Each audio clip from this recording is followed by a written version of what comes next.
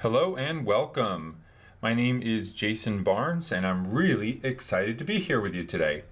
And the subject that we're talking about is near and dear to my heart, and it's something that has helped hundreds, literally hundreds of providers that I've worked with and thousands of clinicians simplify the way that they describe how they're going to implement their plan of care with their patients. So today we're going to talk about that problem, why it's important, why it's difficult to solve, and finally what our approach is to it so that we can hopefully make your life a little bit easier too. So let's get started.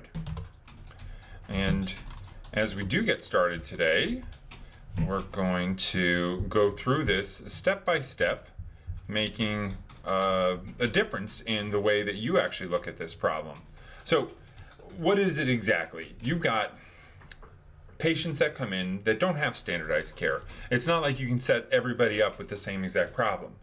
The diagnosis and the evaluation that you arrive at is going to dictate what this program is going to look like. So some patients are going to have 100 visits, some patients only 36 visits, but you're going to have to be able to explain how you're going to charge for those visits, especially if those patients come in with insurance, going to switch over to cash, whether or not you're going to offer discounts to some and you want to do so compliantly, or maybe even somebody's got a coupon for a couple of free visits and you have to be able to put that in there. You have to be able to discuss the patient responsibility up front and make sure this patient not only understands how you're going to treat them to get them better, but what their out-of-pocket cost is going to look like so that they can make an informed decision right up at the front. And when you resell that patient time and time again, you're able to reference that conversation that you had. So those discounts that we talked about can lead to enormous compliance problems. And unless you're going to standardize those patient payments across visits and across payers, right? It's not a good idea to charge one patient who's got Medicare one thing and another patient who has Medicare another thing. That can lead us to some hot water. So we have a system in place that can help with that. Then actually scheduling all of those visits. And for a lot of those practices that we talk to who are not just looking to schedule visits with the one doctor, but they might want to schedule it with a chiropractor, a PT, a nurse practitioner, a physician's assistant, or massage therapist. How do you make sure all of the appointments get on the right calendars? Especially when you're going to have those step-down visits where you're going to come in 3 times a week for 5 weeks, 2 times a week for 5 weeks, etc. So we want to reduce that complexity. By reducing that complexity, we're going to make it easier for you to explain to your patient exactly what those financial commitments are going to look like and how you're going to implement them. Whether or not you're going to charge up front, whether or not you're going to take money as you go, but we do have to make sure the charges that you put in, even though they can be different from week to week, don't change the expectation financially for the patient that you're working with. So when you have to write off those amounts, you know the system will write off the amounts for you. When you have to adjust those amounts, you know that the system will adjust the right amounts for you. So taking it a step further, those long-term plans, they require a bunch of things. First of all, you're going to track them. And you want to make sure that if they go from acute care to maintenance care, that, number one, you make insurance changes should you need to, right? Most of the insurance plans out there aren't going to pay for maintenance care. They're only going to pay for acute care.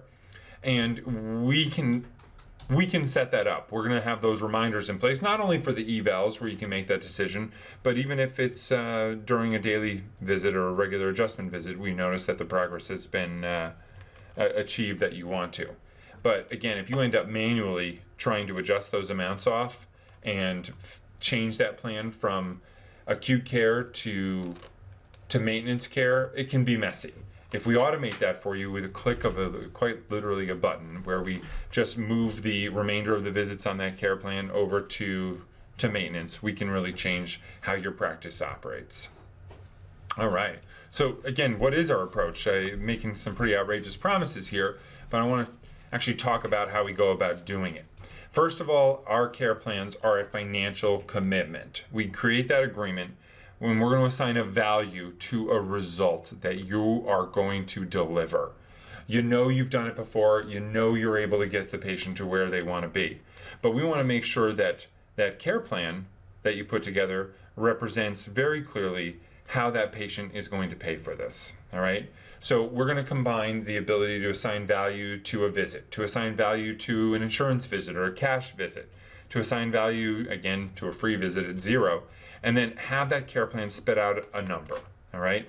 Or you can, by the click of a button, if you're going to come up with a round number, say $2,000, and you want that divided over 40 visits, you can put the 2,000 in, and the system will then automatically write off the remainder of the charges and adjust the charges down to what they need to be for each visit, so that your patient, when they go to pay their bill, either at the front desk before or after the treatment, or whether or not they've got a credit card on file that you're pulling once a month, it is going to not only reflect the right charges, the right adjustments, but at the end of the day, have the patient balance reflect what it's supposed to.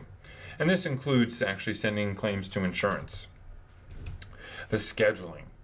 If you do have multiple specialties, this is probably one of the best tools I've seen in the industry for you to go in there and create individual clinician schedules that are going to step down from week to week. It's a great tool that says, I'm going to be coming in 3 times a week at 11 on Tuesdays, 1 p.m. on Wednesdays, and on Fridays I'm going to come in at 8 a.m.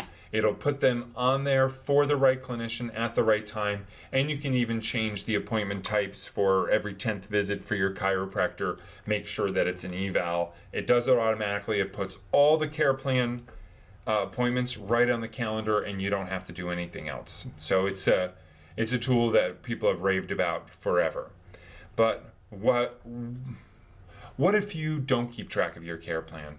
Right now, if you're doing it manually, or if you're doing it in an automated system like ours, how are you going to make sure that a patient of yours doesn't get to the end of their care plan, continue to need acute care, by the way, where maybe you have to keep that person going under cash?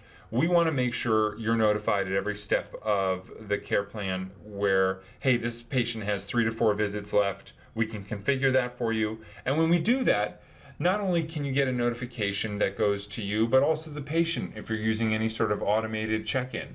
Hey, this is your last visit that is covered under your care plan. Your doctor is going to talk to you today about the next steps, making sure that we have a re-sign meeting. Most of our clinicians want to know before the day that the patient's coming in for their last covered visit, so they can schedule that re-sign meeting and make sure that those patients' expectations are managed really, really well. All right. So the last thing that care plans are really good for, and we have offices that exclusively put their patients on care plans, so they know exactly what to expect next month. So if all of your patients are on care plans, we have reports that will project what your monthly revenue is going to be. Now, obviously, it doesn't take into account that you're an awesome clinician and that new patients will be knocking down your door. So you'll have to adjust those for the growth that you're obviously going to experience. But this helps. This really helps with your financial planning, making sure that your office is going to cover their needs. I really hope this was helpful today. I want all of our offices who aren't using care plans to get on board. It really does help. If you're a client already, open a ticket to your coach or our training team. If you're not, head over to our website, click on something to get an eval scheduled, and let's show you how this works. Again, my name is Jason Barnes. I'm the Chief Operating Officer over here, and I'm so glad that we were able to talk today. Thank you, Jason. All right, let's go into a patient account, and we're going to go on to the CP for Care Plan tab. Here, we're going to create a care plan for this patient. So we're going to start off with hitting the new button. All of the required fields are going to be starred with an asterisk to let you know those fields are required. I like to come up with a naming convention so that if I see the name of a care plan, I know exactly what that care plan is for. So let's start with a 1236 Wellness 2015 care plan. All right, and then we're going to select our start date. And let's just say that this started a little while ago. And it's going to end at the end of the year.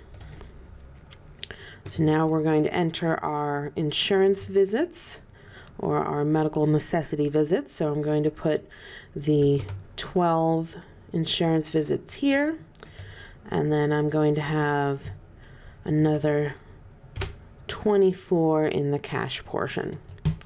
Now, because this care plan actually started a while ago, we're going to say that a couple visits have been used already. So let's just go ahead and say that we'll go with 4 visits have been used. Now, to determine if any visits have been used, you actually want to know whether or not any claims have been billed. If the patient has been checked in, let's say for today, but the claim has not yet been billed, you do not need to update this used count. Care plans get associated with claims at the time the claim is billed. So if that claim is still sitting on your roster waiting to be billed out, it does not have to be counted in this used count. You just bill out the claim and the care plan will increment the used count automatically for you. All right, so for our dollar per visit column or field for our insurance portion, I'm going to leave that as blank. And what that means is that during the first 12 visits of this care plan, the system is just going to bill out my normal fee schedule, and insurance is going to adjudicate and pay whatever they are going to pay, and anything that they say is patient responsibility is going to be billed to the patient. I'm not going to do any write-offs. During the cash portion, I'm actually going to do some write-offs. I'm going to say that based on how much the patient is paying for their care plan, subtracting the amount that they're going to pay for those estimated amount they're going to pay for those first 12 visits after insurance is paid, I'm going to say that it's going to end up being, let's say, $18 a visit. What this means in this dollar per visit field is that I'm going to bill out the claim as normal. The system is going to pull the price from the fee schedule. It's going to be the full price that I usually charge for anyone who's not on a care plan.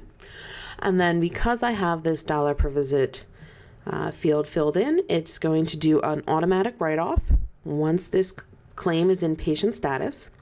And it's going to adjust it down so that per claim, per visit, at most, the patient is responsible for $18.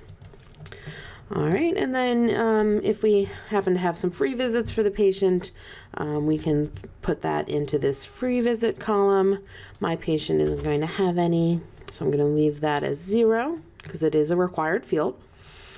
I'm going to say that I expect to get all my, I'm expecting to collect, let's say $200 from insurance, and I expect that to be completed, let's just say by the end of this month.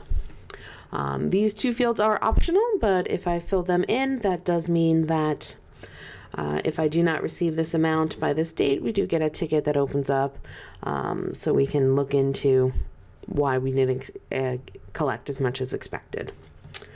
I want my transactions to be on the transaction tab, so everything is itemized if the patient happens to want a report or a statement. So I'm going to leave that as default. And then I'm going to save my care plan. I also want to add in, just because I can, I'm going to go to view CPTs, and I'm actually going to limit it to just using the adjustment codes that I happen to be using for my care plan. Let's say it's going to be a 9841 and an S8990. Using this will make it so that any CPT that I bill out, let's for example say a re-exam code or an x-ray code, will bill out at full price and it won't be adjusted. Let's say I took that into account when I figured out my numbers for my care plan. So when the patient gets their re-exam and their x-rays at the end of their care plan, those get billed out at full price, and that will use up the rest of the money that they paid for their care plan. And this is how you can set up, or an example of how you can set up the financial portion of a care plan. So let's go on to scheduling. I'll go to more, make care plan, and actually if you go in here and just keep hitting next, it'll actually walk you through the different steps. I like doing the care plan financial section first, so that's why I went into the CP tab. So let's say that this patient is going to start coming in 3 times a week at 4 o'clock. And then once, and let's say they do that for, we'll do it for those first 12 visits. So we'll do that for the first 4 weeks. And then they're going to go down to twice a week. Let's just do it at Tuesday and Thursday now.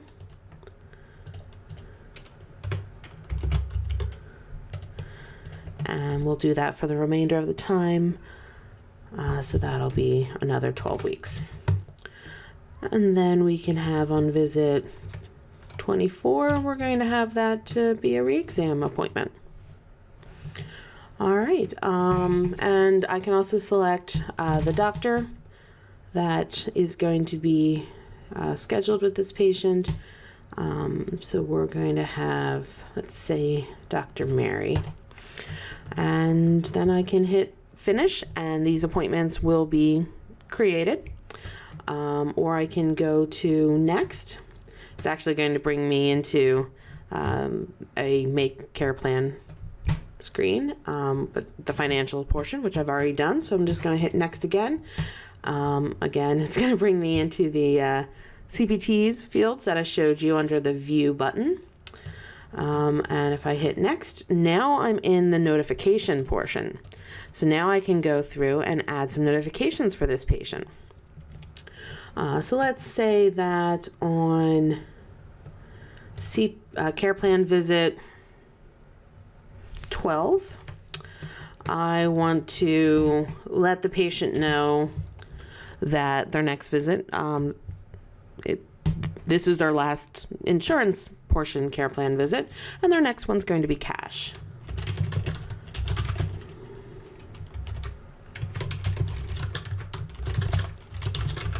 So I'm just going to put in a little note that's going to pop up on the schedule.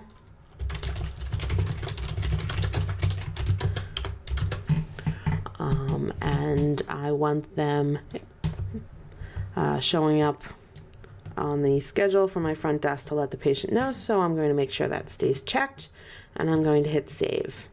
There's a number of different care plan notifications that you can put into place. How many insurance visits are left, cash, free, how many total. We also have ways to distinguish what type of care plan it is, such as the total visits of the care plan or the name of the care plan. So if you do use a naming convention, those rules might help you break down these alerts or notifications for a large number of patients, because let's just hit finish up here. You can actually go to configuration practice schedule and go to the notifications tab. And here you can set up practice-wide notifications. The ones I was showing you was patient-specific. So if I come in here and select add has CP name rule, and I put in that name of 1236 Wellness 2015. Now any of the patients that I have set up with a care plan with this name, this alert will apply to. So then I can go ahead and select another rule saying that if the patient has this visit and they have 12 visits and it's the 12th visit. That way, if a patient happens to have a different type of care plan, maybe 5 insurance visits or maybe 20, I'm not getting that on the 12th visit pop-up alert on my schedule, but I also don't have to set it up individually for each patient. I can do it practice-wide. And then there are a couple of more alerts that'll let you know when the care plan is running out of days, or if it's a certain age old. We can also even let you know if the patient has no care plan active at all. So those are some of the types of rules that you might find very handy when working with patients and care plans. All right, well, thank you for joining us today, and I hope to talk to you soon. Bye.